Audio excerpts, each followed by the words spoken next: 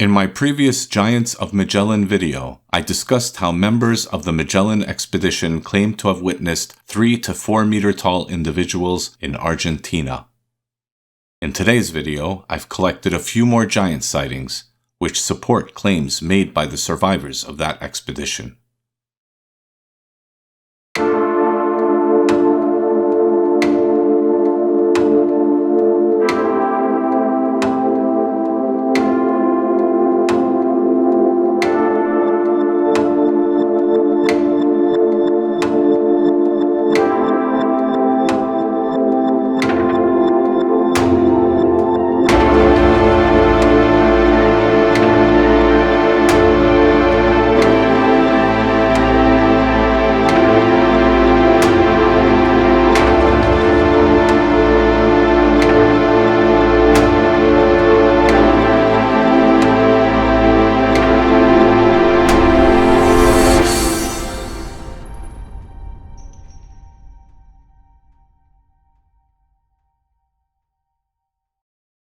Following the Spanish circumnavigation expedition in 1577, the British embarked on their own, led by Sir Francis Drake.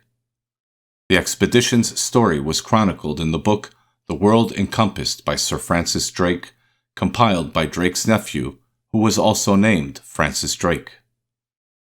The compilation is based on his uncle's journal, as well as notes of Francis Fletcher, the expedition's chaplain. I'll share a link in the description. In this book, Fletcher claims that they encountered giants on multiple occasions in South America.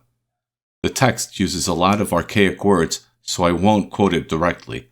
Instead, I'll summarize what the book says about encountering giants. They first discovered evidence of these giants on the Patagonian shores, where they discovered a massive human footprint. The width of the footprint was equal to the length of the tallest crew member present. Since the width-to-length ratio of a foot is about 1 to 2, we can conclude that if the tallest crew member present was 180 centimeters tall, then the owner of the footprint was probably around 360 centimeters tall.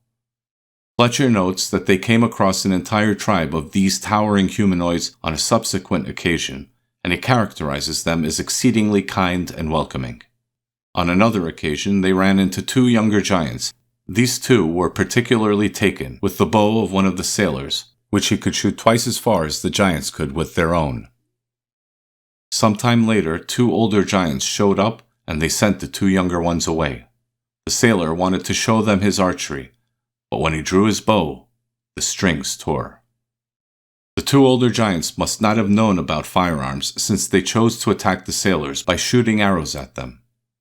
One of the crew members attempted to fire back with his handgun, but it was still wet from the previous rain, so it failed to fire, and one of the giants shot him in the abdomen with an arrow.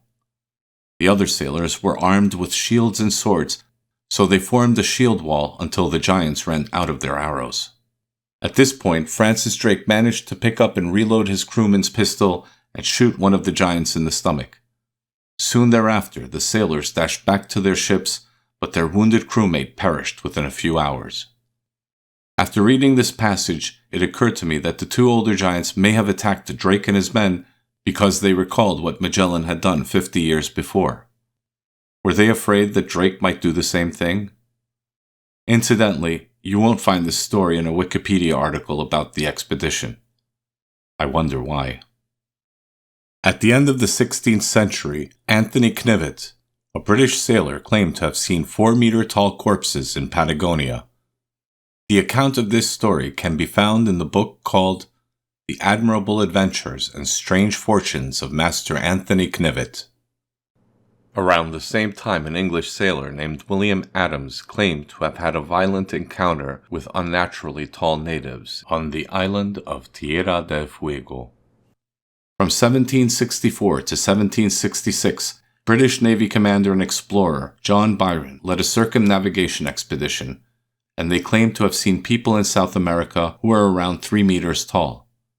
The story of the expedition was written in a book called Narrative of the Honorable John Byron.